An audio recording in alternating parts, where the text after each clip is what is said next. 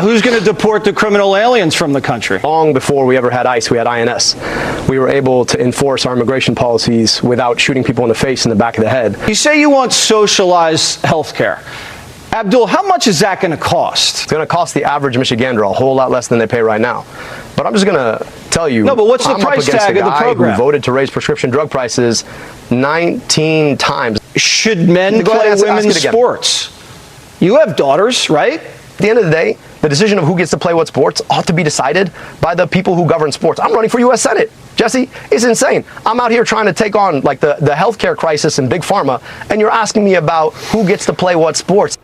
Senior advisor at the American Principles Project and former Federal Trade Commission staffer John Schweppe joins me now. John, your reaction to the interview?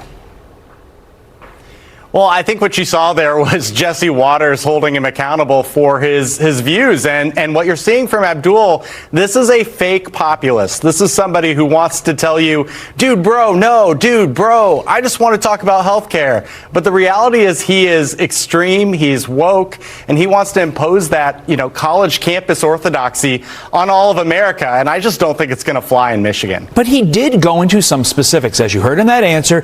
He's making much of his campaign about health care. Last week on this show, we reported that Donald Trump's internal White House polling is showing that health care could be the deciding factor for Republicans going into the midterms. So, did El Sayed win over any what I would call moderate voters, any on-the-fence voters with that answer?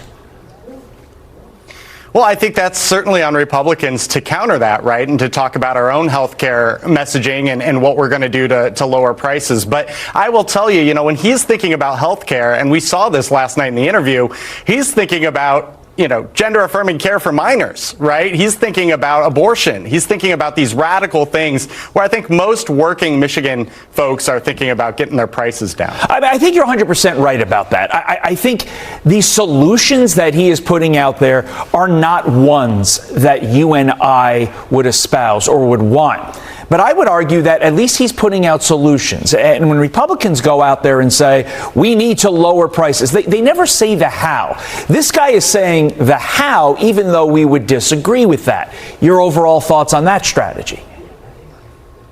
Yeah, I think there's some truth to that, and certainly you want Republicans engaging in this debate, and you're seeing that, by the way. President Trump, his CMS just came out trying to fix the No Surprises Act, which raised health care prices. And so I think, obviously Republicans have a health care plan, but ultimately I don't think Abdul really knows what he's talking about when it comes to health care. As Jesse, noted yesterday, he didn't even know how much universal health care would actually cost the country. Yeah, the specifics in that regard, you're right, are lacking.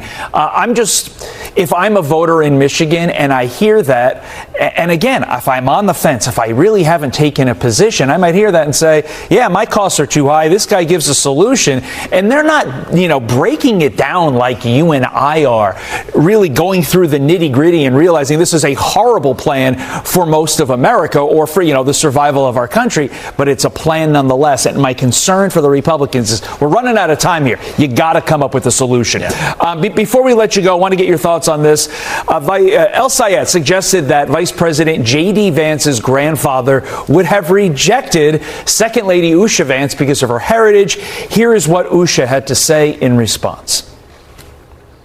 I have to admit, I kind of laughed because, yes, I never met J.D.'s mama and papa, but I do know and love the children that they raised, his mom, his aunt and uncle, and they have never been anything but incredibly loving. His aunt is like a second mother to me. I have to think that if they raised children like that, they would have been loving as well. And I would have really, really, really loved to have met them.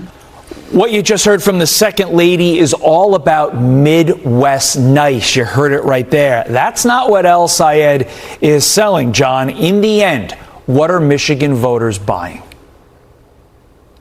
Yeah, well, I think, they're going to attack the vice president and his family because they pose a threat to what they want to accomplish. Democrats want to divide us into groups, into race, into sexual orientation. They want us to hate each other. And I think ultimately seeing JD's family, is an affront to that. And so it's a threat.